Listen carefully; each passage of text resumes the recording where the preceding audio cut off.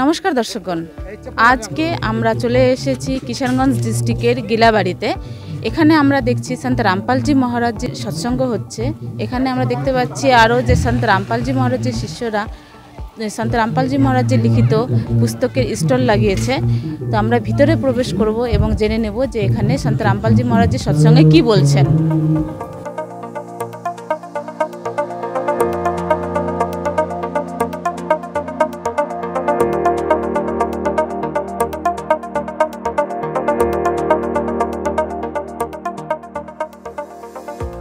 আমরা এখন আছি সন্ত রামপালজি মহারাজের লিখিত পুস্তকের যে স্টল লাগানো হয়েছে স্টলের সামনে।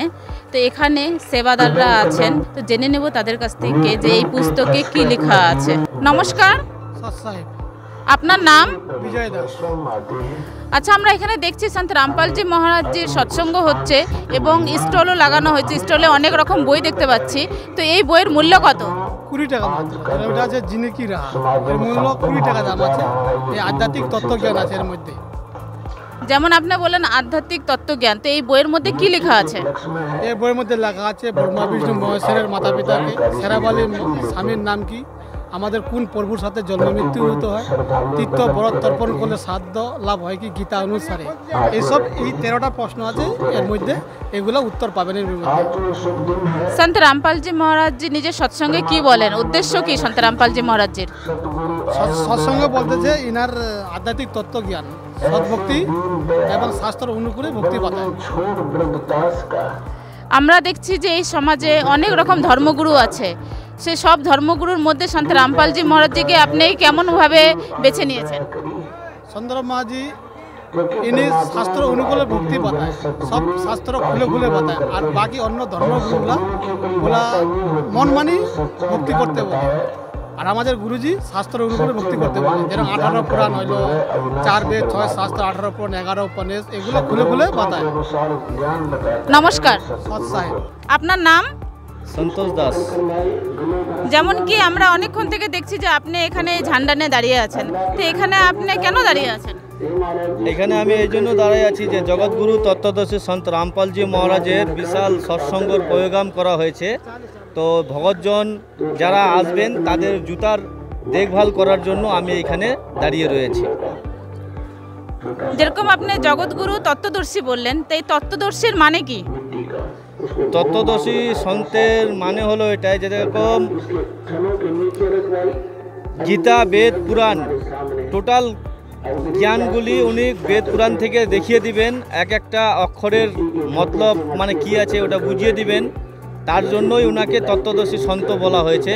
আর এখন বর্তমানে কলিযুগের মধ্যে জগৎগুরু তত্ত্বদর্শী সন্ত রামপালজি মহারাজই আছে যে প্রতিটা চ্যানেলের মাধ্যমে দেখিয়ে দিচ্ছেন যে দেখেন আমাদের গ্রন্থের মধ্যে এটা লেখা আছে, এটা আছে। এই গ্রন্থর অনুসারে আমাদেরকে ভক্তি প্রদান করেন। আমাদের দর্শকরা যদি সন্ত রামপালজি মহারাজের সৎসঙ্গ দেখতে চায় তাদেরকে আপনি কিভাবে সাহায্য করবেন? সাধনা টিভিতে যেরকম 7:30 থেকে 8:30 পর্যন্ত প্রোগ্রাম দেয়, তো ওই প্রোগ্রামের নিচে দেখবেন একটা পিলা রঙের পট্টি চলে, ওটার মধ্যে আপনার নাম্বার দেওয়া আছে। সেই নাম্বারে যোগাযোগ করে আপনারা জানতে পারবেন। আর না হলে ইউটিউব চ্যানেলেও পেয়ে যাবেন, ফেসবুকেও পেয়ে যাবেন, এগুলোর মধ্যে দেওয়া আছে। নমস্কার। সৎ সাহেব। নমস্কার। নমস্কার, আপনার নাম? রাজেশ দাস কিষান।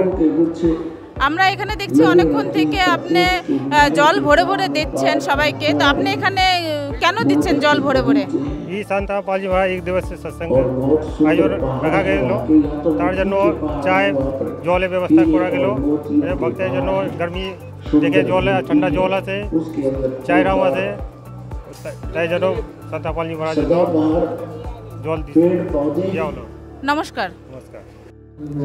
তাহলে আমরা ভিতরে চলে এসেছি। এখানে আমরা দেখছি যে খুব সুন্দর ব্যবস্থা। এখানে আমার ডান সাইডে আমি দেখছি যারা আসছেন ভক্তরা তাদেরকে জল খাওয়ানোর ব্যবস্থা করছেন। এখানে সেবাদাররাও দাঁড়িয়ে আছেন। আর ভিতরে আমি আমার ক্যামেরাম্যানকে বলবো যে ভিতরে দেখাতে।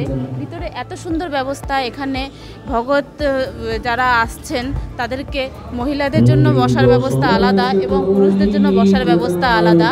আর সামনে সন্ত রামপালজি মহারাজজি সৎসঙ্গ করছেন। প্রতিটা গীতা, বেদ, পুরাণ খুলে খুলে সন্ত রামপালজি মহারাজজি দেখাচ্ছেন। প্রতিটা ধর্মগ্রন্থ খুলে দেখাচ্ছেন।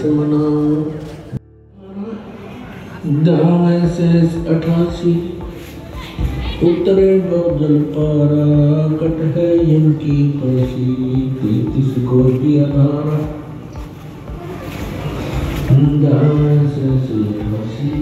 उत्तरे जल पारा कट है इनकी फांसी कर तो की करूं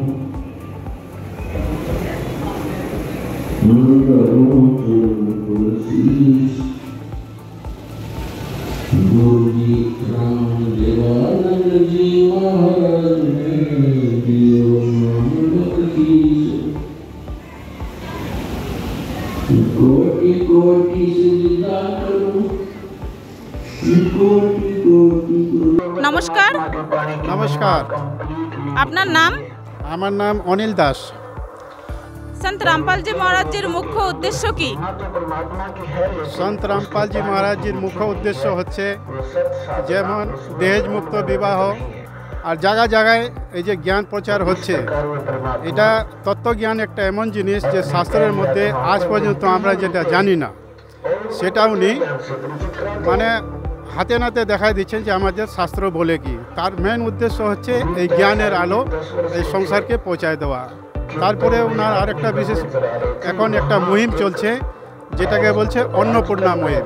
তো অন্নপূর্ণা মুহিমের মধ্যে সন্ত রামপালজি মহারাজজির একটা স্লোগান আছে যে ভাত রুটি কাপড় বাড়ি আর শিক্ষার মতো জ্ঞান সবাইকে দিবে কবির ভগবান।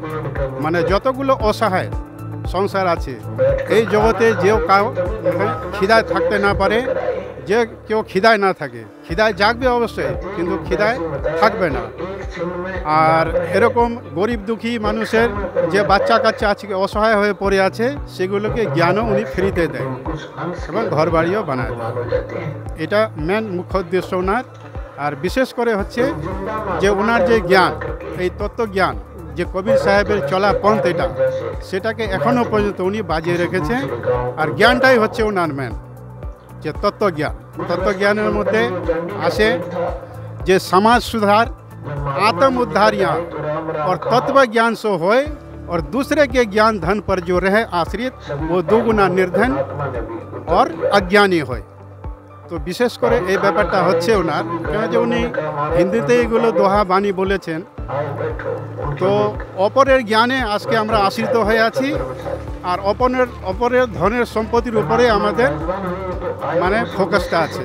তো ওটা নিজের উপরে ব্যক্তিগত জিনিস। এটা যেমন খিদা পিপাসা এটা ব্যক্তিগত জিনিস, এটা ব্যক্তিগত হিসাবেই মানুষকে গ্রহণ করতে হবে। এনার মেন জিনিস হচ্ছে যে শাস্ত্রে যা গুণ রহস্য লেখা আছে সেটাকে জগতের সামনে তুলে ধরা, এটাকে উজাগর করা, এটাই ওনার মেন উদ্দেশ্য হচ্ছে। নমস্কার। নমস্কার। নমস্কার, স্যার সাহেব। আপনার নাম? আমার নাম বিনা দাসী। এখানে আপনি কি করছেন? আমাদের সদ্গুরু রামপাল মহারাজজি সৎসঙ্গ হচ্ছে, আমি মালিকের দয়ায় এখানে মালিকের সেবা করতেছি যে মায়েদের কীভাবে বসাইতে হবে, আর ভগত ভাইরা সেবা করতেছে, মায়েদের সেবা করতেছি যে কীভাবে বসে ওরা সৎসঙ্গ শুনবে। এখানকার ব্যবস্থা কেমন? এখানকার আয়োজন কেমন করা হয়েছে? এখানকার আয়োজন কিন্তু সব কিছু মানে ভালো, যে এই যে এখানে বসে সৎসঙ্গ শুনতেছে, এখানে আমাদের সদ্গুরু রামপাল মহারাজজি সৎসঙ্গ শুনতে আসছে, ওরা বসে এখানে সৎসঙ্গ শুনবে। তার মধ্যে যদি সৎসঙ্গ শুনে ভালো লাগে, ওরা যদি জ্ঞান চর্চা করতে চায় জ্ঞান চর্চা করতে চাইবে। আর এবার যদি কোনো চার ব্যবস্থা আছে, জলরামের ব্যবস্থা আছে, এসব খাইতে পারে বা বসে সৎসঙ্গ শুনতে পারে। সন্ত রামপালজি মহারাজের কাছ থেকে নাম দীক্ষা নিতে গেলে কি কোনো মূল্য দিতে হয়? না, কোনো মূল্য দিতে নেই, সম্পূর্ণ বিনামূল্যে সন্ত রামপালজি মহারাজের থেকে নাম দীক্ষা নেওয়া যায়। তো আমরা দেখছি যে এই সমাজে অনেক রকম ধর্মগুরুরা আছেন, তাদের কাছে গেলেই কিছু না কিছু ফিস দিতে হয়, কিছু না কিছু মূল্য দিতে হয়। তো এই সন্ত রামপালজি মহারাজের কাছে এমন কেন? এখানে এমনই যে সন্ত রামপালজি মহারাজের পূর্ণ ভগবান আছে, যে এর কাছে আসলে কোনো পয়সা কোনো কিছু দিতে হয় না, সব ফ্রিতেই পাওয়া যায়, সব ফ্রিতেই হয় এখানে। নমস্কার, আপনার নাম? মেনকা দেবী। আজকে আপনি এখানে সন্ত রামপালজি মহারাজের সৎসঙ্গ শুনলেন, আপনার সৎসঙ্গ কেমন লাগলো? যে শুনলাম গীতার উদ্দেশ্য থেকে যে বললো ওটা সে ভালো লাগলো শুনতে। আপনি এরপরও সত্যনামপালজি মহারাজের সৎসঙ্গ শুনতে চান? হ্যাঁ শুনতে চাই, শুনতে তো ভালো লাগলো। নমস্কার। জি নমস্কার। তাহলে দর্শকগণ, আজকে এসএ নিউজ টিমের মাধ্যমে আপনি দেখতে পেলেন সন্ত রামপালজি মহারাজের সৎসঙ্গ। আরও নতুন নতুন আপডেট পাওয়ার জন্য এসএ নিউজ টিমের সঙ্গে যুক্ত থাকুন। এসএ নিউজ টিম মানে সত্য যা আপনি জানতে চান। নমস্কার, ধন্যবাদ।